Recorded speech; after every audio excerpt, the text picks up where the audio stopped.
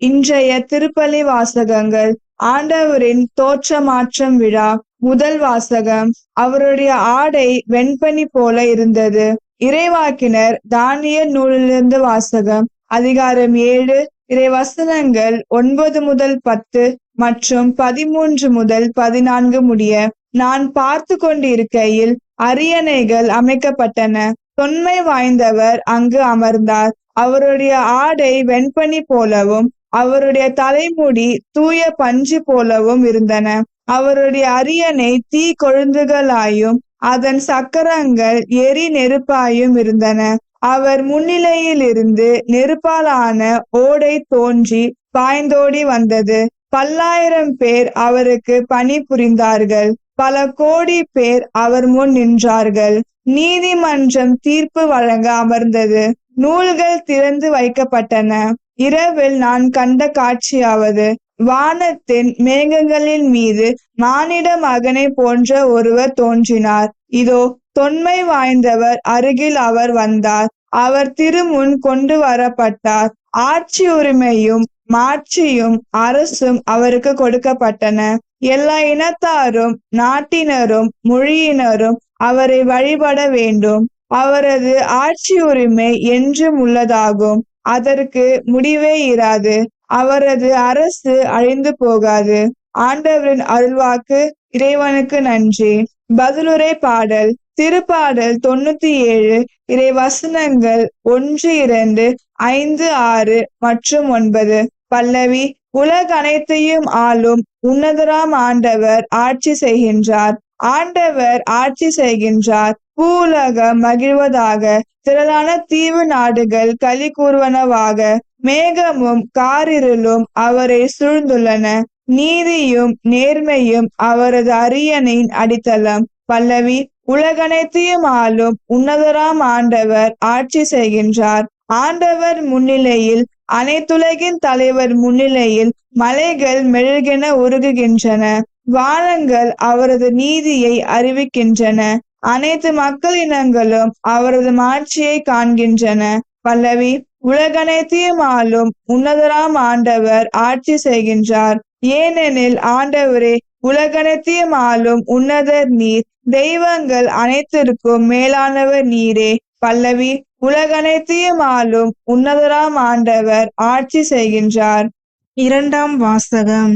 திருத்துதர் பேதுரு எழுதிய 2ஆம் திருமுகத்திலிருந்து வாசகம். சகோதர சகோதரிகளே, நம் ஆண்டவர் இயேசு கிறிஸ்துவின் வல்லமையையும் வருகையும் பற்றி நாங்கள் உங்களுக்கு தெரிவித்த போது சூழ்ச்சியாக புனைந்த கதைகளை ஆதாரமாக கொண்டு பேசவில்லை. நாங்கள் அவரது மாண்பை நேரில் கண்டவர்கள். என் அன்பார்ந்த மைந்தர் இவரே, இவர் பொருட்டு நான் பூரிப்படைகிறேன் என்று மாட்சிமிகு விண்ணகத்திலிருந்து அவரை பற்றிய குரல் ஒலித்த போது தந்தையாகிய கடவுளிடமிருந்து மதிப்பும் மாட்சியும் பெற்றார்.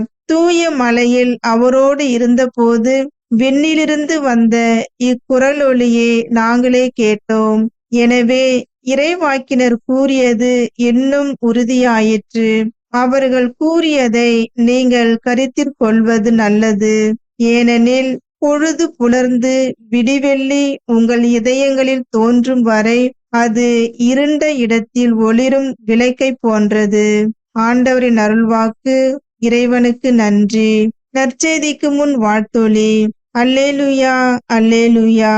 என் அன்பார்ந்த மைந்தர் இவரே, இவர் பொருட்டு நான் பூரிப்படைகிறேன். அல்லேலுயா, அல்லேலுயா.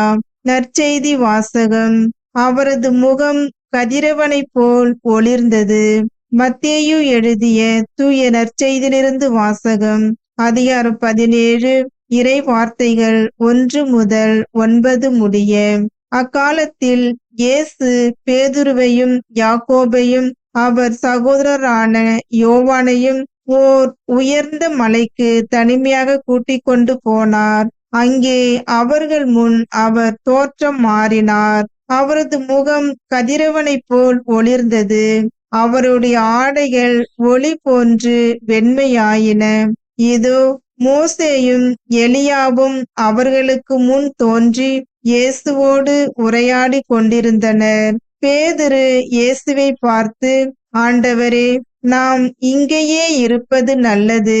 உமக்கு ஒன்றும், மோசேக்கு ஒன்றும், எலியாவுக்கு ஒன்றுமாக 3 கூடாரங்களை அமைக்கட்டுமா? இது உமக்கு விருப்பமா என்றார். அவர் தொடர்ந்து பேசிக் கொண்டிருந்த போது ஒளிமயமான மேகம் ஒன்று அவர்கள் மேல் நிழலிட்டது.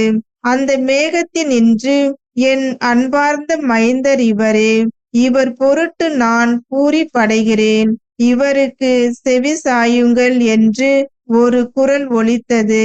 அதை கேட்டதும் சீடர்கள் மிகவும் அஞ்சி முகம் குப்புற விழுந்தார்கள்.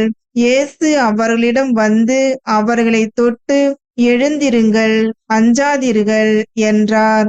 அவர்கள் நிமிர்ந்து பார்த்தபோது இயேசு ஒருவரை தவிர வேறு எவரையும் காணவில்லை.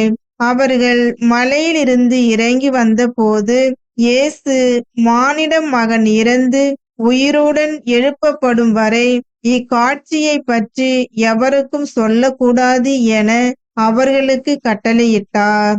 ஆண்டவரின் அருள்வாக்கு. கிறிஸ்துவே உமக்கு புகழ்.